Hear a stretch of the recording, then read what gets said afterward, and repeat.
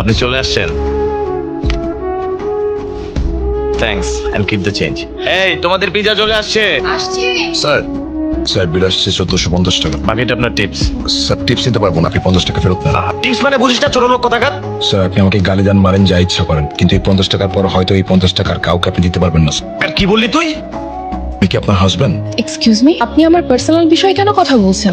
ভাই আপনি প্লিজ এখান থেকে চলে যান, আমরা কোনো ঝামেলা চাচ্ছি না। আম্মু চলো। এক্সকিউজ মি,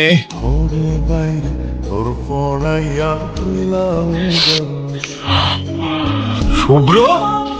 শুভ্র তুমি? জি শুভ্র হাসান, আয়শার পাগল দিমানা আর রনির কলিজার ভাই।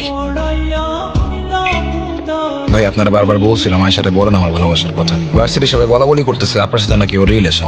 শুভ্র তুই কি বোকা? আরে আয়শা তো জাস্ট আমার ফ্রেন্ড, আর আমি তো তোর জন্য অনেক বুঝাইতেছি রে ভাই। ভাই এতগুলো মানুষ মিথ্যা কথা বলবে? তুই আমার কলিজার ভাই না? আচ্ছা তুই কি আমার বিশ্বাস করছ না নাকি আমি তো বুঝতেছি না। ভাই, এখানে বিশ্বাস অবিশ্বাসের কোনো কথা না ভাই। কথা হচ্ছে আমি খুব ডিপ্রেশনের মধ্যে আছি, আমি কি করবো কিছুই বুঝতে পারতেছি না। আচ্ছা শোন, তুই টেনশন ফ্রি থাক। আর ভার্সিটি থেকে মেয়ের অভাব পড়ছে।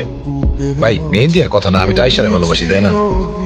আয়শা যেমনই হোক না কেন আয়শারে ভালোবাসি। আচ্ছা শোন, তুই টেনশন করিস না, আমি তো আছি। আর আমার একটু ঝামেলা বুঝছিস, যে সামনে কমিটি দিবে তো ওইটা আমি একটু ব্যস্ত আছি।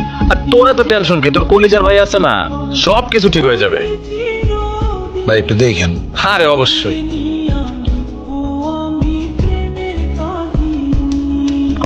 আমি আর পারতেছি না, এইবার অন্তত আমাদের ছাড়। শুভ্র প্লিজ তোমার পায়ে ধরে, অনেক আর কিছু কইরো না। আরে আজব শুরু না হইতেই শেষ। তোদের চিৎকার শোনা যে আমি কি মজা পাইতেছি। আজকে তো মনে হচ্ছে আমার ঈদের দিন।